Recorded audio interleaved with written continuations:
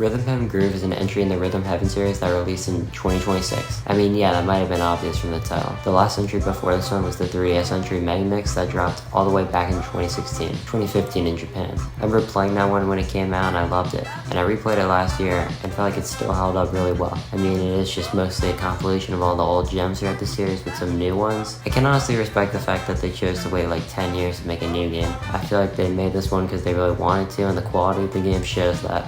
Although I do feel like the way this game was revealed was high-key annoying. It was announced during a March 2025 direct that aired like immediately before the whole massive Switch 2 first look direct. And I can understand Nintendo wanting to have a direct with less announcements to space things out. The problem is that they announced the game was coming out a year later, and then we didn't hear anything about it until April 2026, where Nintendo tweeted some mini game that looked kinda mid. Honestly, my hype for this game was low at this point, but then Nintendo dropped the direct a month before the game came out and started it with Groove. And it looked a lot better than what we had seen. Now the game is out, I can honestly say I think it is fantastic and very fun. I love the variety of all the mini games, not just in terms of gameplay, but in terms of all elements like the graphics. So many games have really different art styles like this Audible Sigh, so retro mini game, or ones that look hand-drawn. In general, the concepts for these games just feel so random, but they execute it so well. Like A Forever, where the whole minigame is literally about the A button. The music in this game is cool. It's nice how many tracks of vocals there are, and from a bunch of different artists too.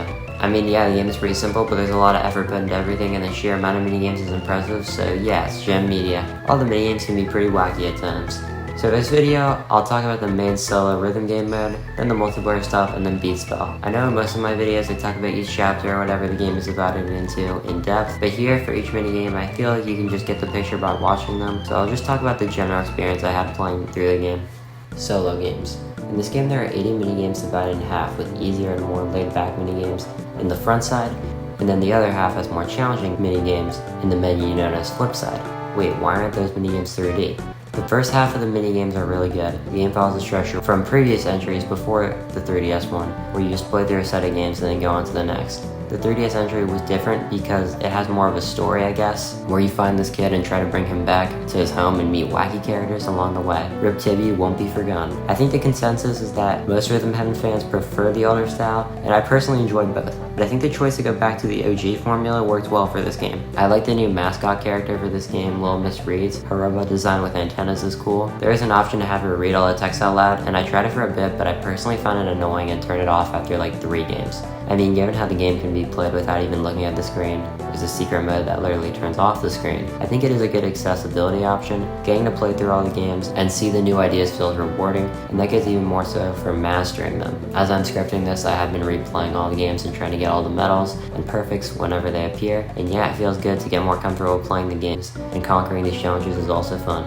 In terms of the difficulty for this game, it really depends on how much you want to get out of it. If you are just playing all the games normally, just trying to get to the end, then it might be a little tricky for some levels, but for the most part I feel like the game is extremely generous with the requirements of past levels, and even if you aren't willing to figure out a minigame, the game lets you skip a massive majority of them. I actually like this and think it's a good thing because due to the amount of minigames, it does take a lot of time to even play them all once. And also I feel like it's better than making the barrier to entry too difficult and thus scaring players from ever playing. That being said, the game can be difficult, even just going for medals has been tricky, but it's rewarding to learn how to play the most difficult games. I also enjoy going for perfects because the gifts you get for the challenges make it feel worth it. Seriously, these little comics and stories for each of the games are some of my favorite parts of the game. Like, not only are they neat and enjoyable to read, but I really like the amount of these. It's nice to have something to reward grinding playing these games. I played through the first few Rhythm Heaven games this year and didn't really bother going for many perfects in those because I was just happy playing through each of the games once and calling it. But another reason I didn't really care too is that for some of the games you would only unlock the song that plays in the level, which I can just find online, and also wouldn't want to open up the game specifically just to listen to, so I wouldn't really consider that rewarding. I would say that overall the unlockables for perfects and Groove are better.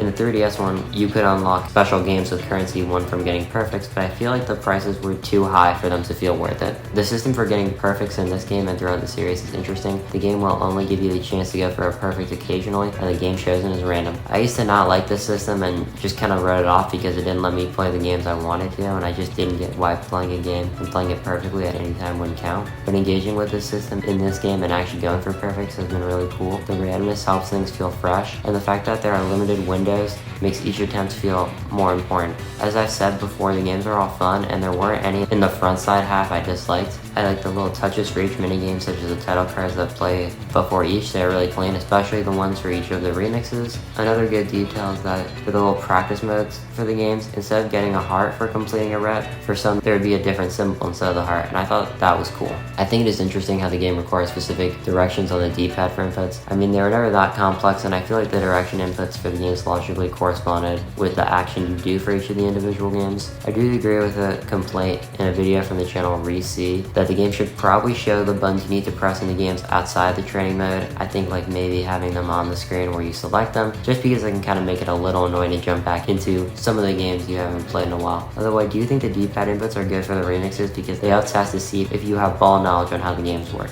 It's a good way to help the remixes feel special and challenging. The games in general here are great, like this one where Brez's memes, I mean the letter A.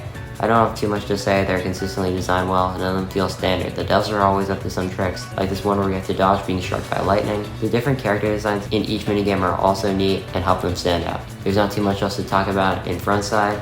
There are some toy box minigames which are neat, but nothing crazy, and also Beat Spell, but I'm going to talk about that near the end of the video because it's quite complex and I have a good bit to say about it. Heading over to the flip side, and here the game begins to get a lot more difficult. Okay, I really like the idea of having an extra screen for all the games. It helps keep things organized, you know, one half is easy and one half is tricky. And also it's executed really creatively. Like there's an animation where you literally flip to the other screen, and also because the side attractions also get flipped. Like instead of a cafe, there's a lounge, and instead of the toy box minigames, you get these more serious hardcore score attack games. Yeah, don't mess with these.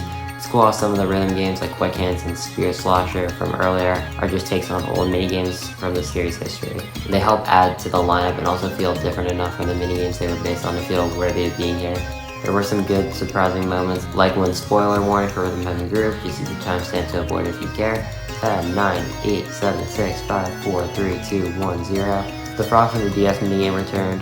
I really wasn't expecting that. I mean, I had saw it in a random Twitter clip before, but I thought it would have been in a remix or something. The sequel games do a great job on expanding the first versions of the games. They often add some gameplay change, but even if not, they tend to have some crazy visual changes, like A for Effort 2, where there's a band playing, or even a more simple change like in Candy 2, where you can't see the cans for a good bit of the runtime, which the original game did do, but there it was for only a short period of time and was more of a joke. While in Candy 2, it feels like more of a challenge. You weren't sure how many of these cans you have crushed. I do think it can be a little annoying how long some of these games go on for, and the game definitely knows it too. Like they try to trick you into thinking it's over, but there's more fun in store. I like the addition of longer minigames. They help add variety, and they have been growing on me more over time, but on that first run they were a little silly. The way the minigames are distributed in the flip side works really well. Each set of 5 comes with a new game right before the remix at the end. I like how the game perfectly uses Remix Night as an opportunity to show a little bit of the new minigames. Like it's a good way to show that the game still has more and gives the player something to look forward to on top of the already good sequel games. The final set of minigames are just remixes, and I feel like that's a great way to end the game because they cooked with these. Like the music throughout the game is good, but especially in these remixes, they cooked.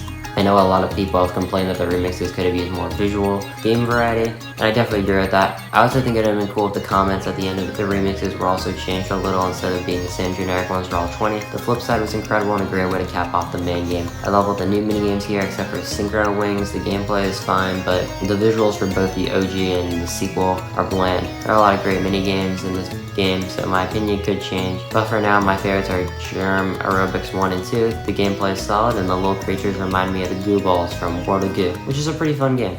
Multiplayer minigames. There are minigames in this game designed for multiplayer. I know Rhythm Heaven Fever on Wii also did this, but I personally didn't bother with it there. In Groove, there are 10 sets of games, with some of them being designed around cooperating together, and then there are some based on more competitive play. Every minigame has 3 versions of it, so you start with the original form and have to unlock the more complex versions by playing the easier forms.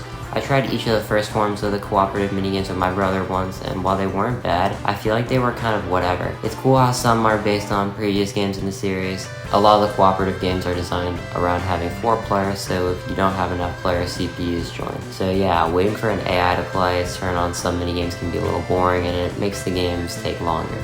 I think it would have been cool if they could have found a way to rework some of the games to maybe work without having 4 players. I feel like that could have helped them feel more engaging. The cool thing about this game is that when you pick a name, the game will read it when it's your turn in a game. They even have the name Big Boss as one of the presets. Metal Gear Solid LARPers, rejoice. The real fun in this mode, to me, are the competitive games. Even though these also have CPUs fill in if the player count is too small, it doesn't matter because besides this chicken one, none of the games are turn-based, but even then, that game works with any number of players, no CPUs. While my brother and I didn't bother playing the sequel versions of the cooperative games, we did play all the competitive ones because we cared enough about the original forms to want to give them a try. The sequel forms had good additions that made them all worth picking. Even the more basic versions were unique enough to still be fun. I think the archery and wrestling ones tie as my favorite because the amount of focus you have to put into them to win makes them super hyped to play. The multiplayer games are a really fun addition, even the cooperative ones. It's nice to have some games to play with friends. I saw a post from the user Tensei Jojo on Instagram where he asked for online for the minigames. His videos are pretty funny and I respect his opinion, but I personally don't think these games need it because they are small and simple. Just meant to be played with some friends every now and then, and I think that's okay. Not every multiplayer game needs to be complex. Some chill ones like the mini games in Groove are also nice. Some games are really just designed for local play only. Also, I don't trust Nintendo to be able to handle netcode for a rhythm game. There are also some toy box multiplayer minigames which are fun. There's even this totally unique one.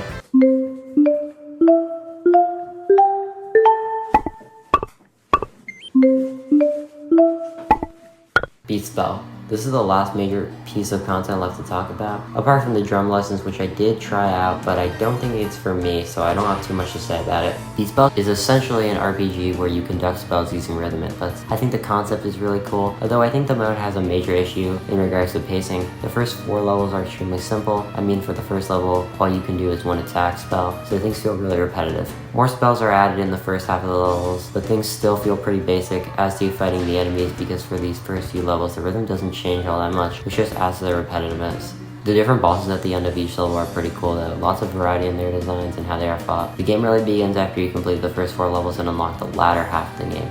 I mean, you start out by learning how to dodge attacks, which I understand the devs might not have added in the earlier levels to add more of a reliance on the healing spell, but I also feel like a little bit more depth could have helped. Ironically for me, the latter chapters felt like they got a little too complex. Like by chapter 6 or 7, I felt like it was getting a little overwhelming with all the new spells. I think having a bunch of different spells is great, but I also think it would have been better if the game eased up a little more to the point it gets to later. Apart from the progression being kind of poor, I really enjoyed this mode. There's good variety in the enemies, like the ones that really change up the rhythm, and the core gameplay feels great. I think it fits in well with the rest of Rhythm Heaven Groove. Taking the whole rhythm part of the game and changing genre really paid off because it helps balance out the game by having a completely different style of content while fitting in with the rest of the game. And also it's just a super creative idea. Another great thing about this game is the little story you get for completing the levels. It really helps make this mode feel more serious without feeling tacked on. I didn't play the extra bonus mission you get after completing stage 8 because I was happy with the amount I played, but I could definitely see myself wanting to try it sometime in the future as Beat Spell is pretty solid. Conclusion. Rhythm Heaven Groove is pretty solid and was a blast to play through. There were plenty of moments that made me LOL. The title screen looks pretty good. As of now, I would say it is my favorite game in the whole series because it just has the most amount of games and almost all of them are gems. There's a video from the channel Cyber Show where he talks about Sonic Mania and talks about how some games aren't always guaranteed to get sequels, which sucks, but that's just what it is. This is pretty much how I feel about the future of the Rhythm Heaven series. It was already ridiculous that we got a game after 10/11 years, and maybe there will be more games down the road, but even if there aren't, I am pretty satisfied with this as a conclusion. I also feel that there are enough games in the series which definitely helps me accept the possibility of no more games, even though the GBA one doesn't even have an official English translation. I've seen people ask for DLC for this game and I understand wanting more of this gem, but I don't think every game needs to be a vessel for more content to be added to it, and I personally feel that Rhythm Heaven Groove is a beyond complete experience. Thanks for watching.